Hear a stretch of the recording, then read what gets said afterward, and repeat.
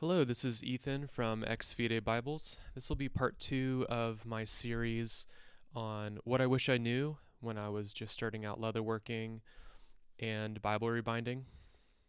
So one thing that I wanted to cover that I forgot to cover in part 1 in my quote-unquote essential tools for Bible rebinding and leatherworking, one of the things I wanted to mention was the importance of using stitching chisels. So stitching chisels are essentially, they are in the shape of a chisel, and they, I can show you here. So stitching chisels help you punch holes in a very neat and orderly way, and they punch diamond-shaped holes. And I didn't use these at all when I was just starting out, and now that I've started using them, I'm never going back to what I was doing before. So what I was doing before, I was actually marking holes with a fork, a kitchen fork, and obviously that, as you could probably think, that was not working very well for me. I was getting very inconsistent holes and very messy holes. So these are, you can see the brand here. These are very cheap. I got them off of Amazon. They are 3mm, and I think 3mm works great for goods, leather goods like Bibles and journal covers and wallets and stuff like that. So I got a pack of these. They come in, all of these are 3mm. They come in different spacings. There's a one punch space in here, and these help you get really, really good, consistent holes for stitching. So here's a leather project I finished recently. This is a journal cover for the ESV scripture journals. So this this project I use stitching chisels on, and you can see hopefully that the stitching holes are very evenly placed, and the thread I used really well matches the leather. So the next thing I wanted to mention that I should have mentioned in part 1 was the choice of thread. So when I was just starting out, I was using really thick. I think it was 0.9mm or even 1mm, either 0.9mm or 1mm thick leather stitching thread. And I've transitioned to using this thread right here. I got it off of Amazon. It is technically designed for upholstery, but it works really, really well for leather. This set of 8 spools was about $30. It is a little bit pricey for just string, essentially. But here, these, I'll just grab this one here. This thread is very thick. It's woven or braided. I don't know the correct term, but this is much stronger than traditional thread that you're going to use in like a sewing machine for normal fabrics. But it is a lot thinner, which is what you want. It's a lot thinner than traditional leather stitching thread. So I recommend using something like this if you're starting out. It'll give you a really, really neat product. It'll make it look like it's done professionally and not, in a garage with someone trying to use a fork to punch holes into leather. So I definitely recommend getting a cheap set of stitching chisels and thread that is on the thinner side. So that, again, this is called upholstery thread, and I might link it in the description, or you can ask me in the comments if you're interested. So the one disadvantage, obviously, of using something like upholstery thread is that you are going to have to wax it yourself, which did not end up being a problem for me. So I got this set of thread, and really all of these colors are really all of the colors that I would ever really need for rebinding a Bible, except I might want a green if I'm doing, if I want to do a cover that really pops. So I really like this set. Again, this is upholstery thread, very good for leather. When you wax it, it gives you a really, really nice result. So that's what I should have covered in my previous part But here we're going to move on to today's video and really what I wanted to talk about. So for part two, I wanted to talk about two main things. So technique and different resources for you if you are just starting out Bible rebinding. So one of the things that I have done since just starting Bible rebinding is that I've actually purchased a number of premium Bibles, either purchased or been gifted them or gotten them via like the Facebook groups, via trades and stuff like that. So if you're starting out Bible rebinding, I recommend having in your possession at least one premium Bible or getting to know someone who has a premium Bible in order to really understand how it's constructed. And I am planning on making videos on how, a Schuyler Bible is constructed and explaining the different components of it, because when I was just starting out trying to make Bibles, I didn't really understand how a premium Bible was put together, and I was just kind of piecing it together whatever way made sense to me. And obviously I was not an expert, and I'm still not an expert, but I know a lot more now than I did. So I've gotten this Bible since I started rebinding. This is a Schuyler. This is a New American Standard 1995 wide margin quintel, and I've gotten this and a couple of other quintels or Schuyler's since I started rebinding. And there's a number of things about this Bible that is different than, a $20 Bible that you will get, from a Christian bookstore or a Barnes and Noble or something like that. So what I didn't understand when I just started out Bible rebinding is really how this Bible is constructed. So when I rebind a Bible, I, in a lot of ways, do the same exact rebinding method or rebinding structure as a Schuyler Bible. So in a Schuyler Bible, you have like the outside leather, which is a goat skin in this case. You have the outside leather and then a leather liner. And then this liner, obviously the outside cover is folded over the outside cover leather is folded over the liner and then stitched around the outside. And then the liner, this red part, so this red right here and this red right here are actually different. This is called an end sheet. So this liner actually goes underneath this end sheet, and you can actually see the demarcation line right here. So the liner is actually glued to the text block before this end sheet is attached. So I didn't know that. I didn't know how to do that. I didn't know that premium Bibles were constructed that way right when I was starting out. So owning a premium Bible is nice, but not everyone has that ability. Obviously, I definitely understand that. So either getting to know someone with a premium Bible would be very helpful, or dropping me a follow and I can explain the construction of premium Bibles in later videos, which I plan to do. So also, one of the things I wanted to mention about Schuyler Bibles is I was on YouTube researching Bible rebinding, and Jungblood Bible Bindery in the Netherlands are who binds these Bibles for Schuyler. So they have a number of videos on how these are constructed, and I watched a number of them. And one of the things I learned just from how they do it is how they attach what's called an Oxford hollow.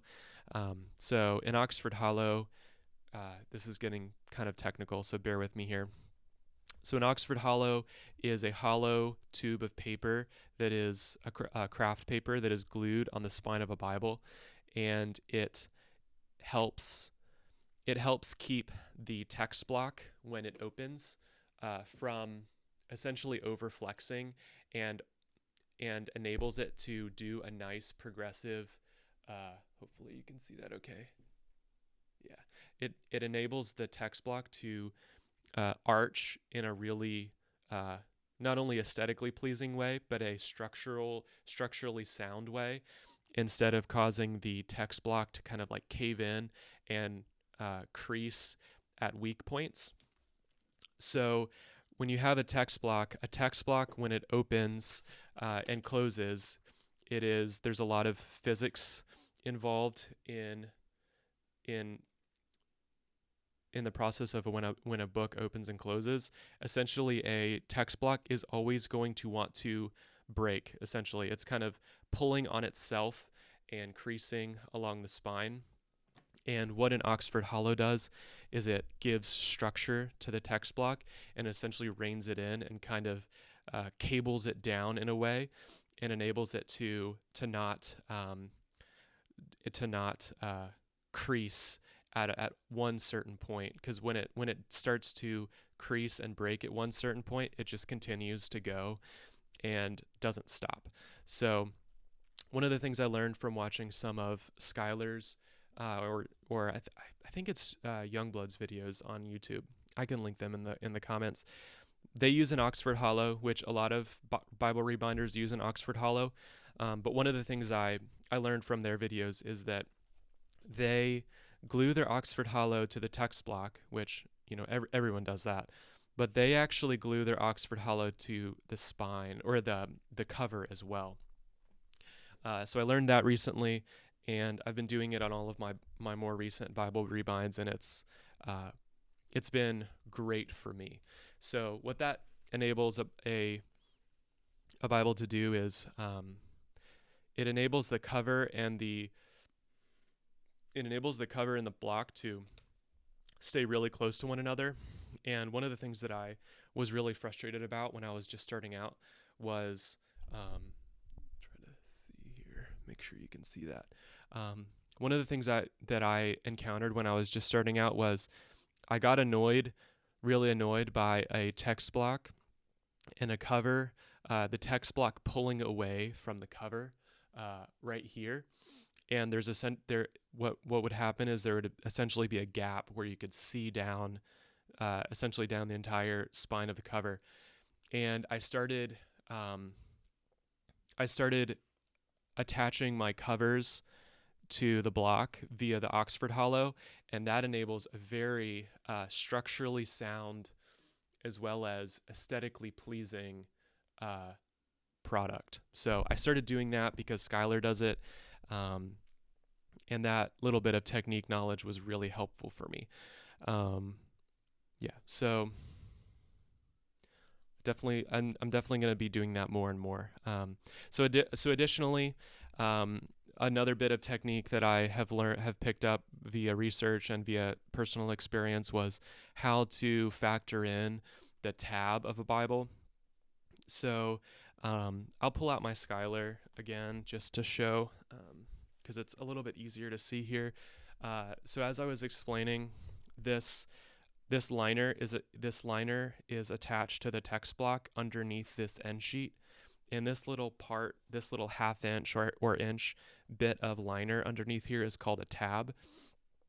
And when you go to measure how big a cover needs to be according to the text block, you have to factor in how much that tab is going to essentially going to cause the cover to bump up.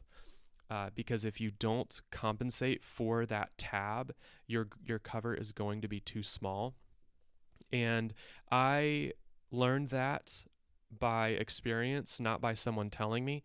And my first cover was too small, and a couple other covers that I made were too small.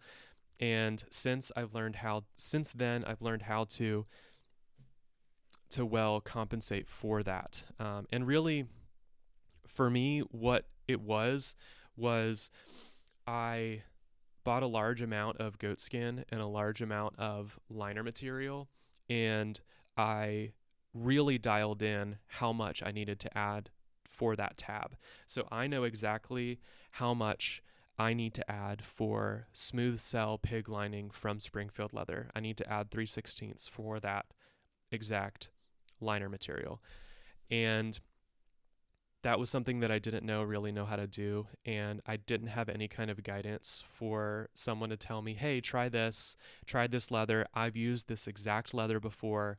All you need to add is this amount for the tab. So if you're starting out, if you're a newbie, I recommend getting smooth cell pig lining from Springfield Leather, trying a 3/16 of an inch addition on your long measurement. So the measurement, uh, the measurement of the entire width of the cover. So that's what I would recommend to a newbie, and that's what I wish I knew. So yeah, as far as technique goes, again, learning how to add for the tab, Oxford Hollow in the Youngblood style, and studying premium Bibles were things that I wish I knew. So last thing I wanted to cover was some different resources that you could use if you're just starting out. So there are a number here that I wish I had 5 years ago when I was doing this more. So the first guy that I would recommend you follow on YouTube, there's a gentleman named Jeremiah Payne, and he is a fantastic guy. He's a fantastic Christian brother, and he has a Bible rebinding company called Frost Leather. But I think he's retiring now and kind of rebranding his ministry as Keep Preaching, and he has a lot of